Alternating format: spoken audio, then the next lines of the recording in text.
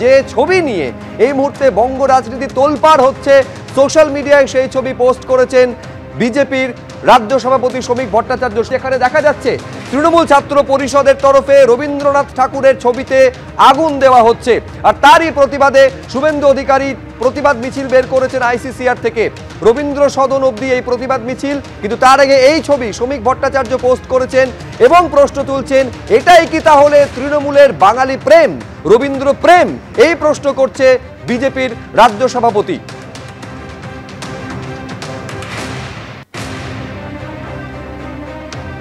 তালা লাগালো, আমরা একজন রবীন্দ্র অনুরাগীকে দিয়ে মালা পাঠালাম, পদ্মশ্রী নারায়ণ চক্রবর্তীকে আটকালো, অধ্যাপক ডক্টর পুলক নারায়ণ ধরকে আটকালো, রবীন্দ্রসঙ্গীত শিল্পী জ্যোতির্ময় বাবুকে আটকালো, বিরোধী দলনেতাকে আটকালো, আমার সঙ্গে আসা অমর শাখা, মধুসূদন বাগ, দিবাকর ঘরামি সহ 5 জন এমএলএকে আটকালো। এটা কি মমতা ব্যানার্জির পৈতৃক সম্পত্তি না তৃণমূলের বাপের টাকায় হয়েছে? শুনুন, we all are law abide people. আমরা তালাও ভাঙবো না, ওই গেট ডিঙ্গিয়ে ঢুকবো না।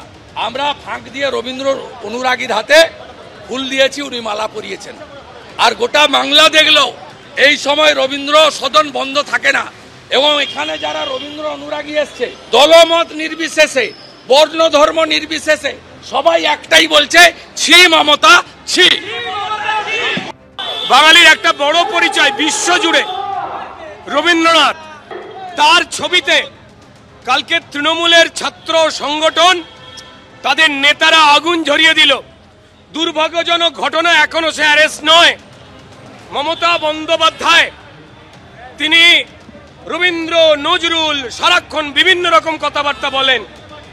তার দলের যে লুম্পেনেরা, তারা রবীন্দ্রনাথ সহ যে যে মনীষীর ছবি নিয়ে হাঁটে, তাদের মধ্যে এও আমরা দেখতে ভুলিনি সেখানে মমতা বন্দ্যোপাধ্যায় এবং অভিষেক বন্দ্যোপাধ্যায় ছবি নিয়েও হাঁটেন, অর্থাৎ এনাদের ছোট করেন।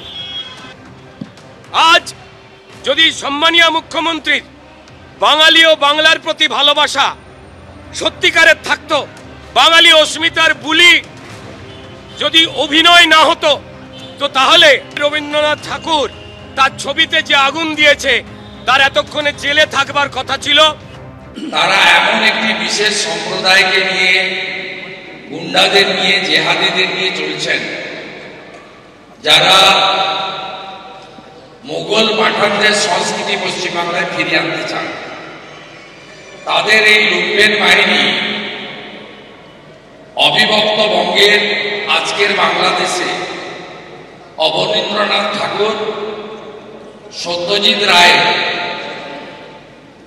বসত বাড়িতে সম্প্রতি জামাতিদের যে তাণ্ডব, সেটা দেখে উৎসাহিত হয়ে গতকাল গৌড়বঙ্গের মালদা চাঁচল কলেজের গেটে ভারতবর্ষের প্রধানমন্ত্রী, স্বরাষ্ট্রমন্ত্রীর সাথে সাথে বিশ্বকবি রবীন্দ্রনাথ ঠাকুরের ছবিও পোড়ানোর অত্যন্ত অহংকার, সাহস দেখিয়েছেন। আমি মনে করি সমগ্র ভারতবাসী অপমান, সমগ্র বঙ্গবাসীর অপমান, বাংলা বাঙালির হৃদয়কে নচনচ করে দিয়েছে এই ছবি, ভিডিও। এই রাজ্যের সরকার যারা রোহিঙ্গা এবং বাংলাদেশি অনুপ্রবেশকারী মুসলমানদের বাঁচানোর জন্য, নির্বাচনী বৈতরণী পার হওয়ার জন্য বাঙালি অস্মিতার কথা বলছেন, তাদের পুলিশ প্রশাসন অদ্যাবধি ওই লুম্পেনকে গ্রেপ্তার করেনি।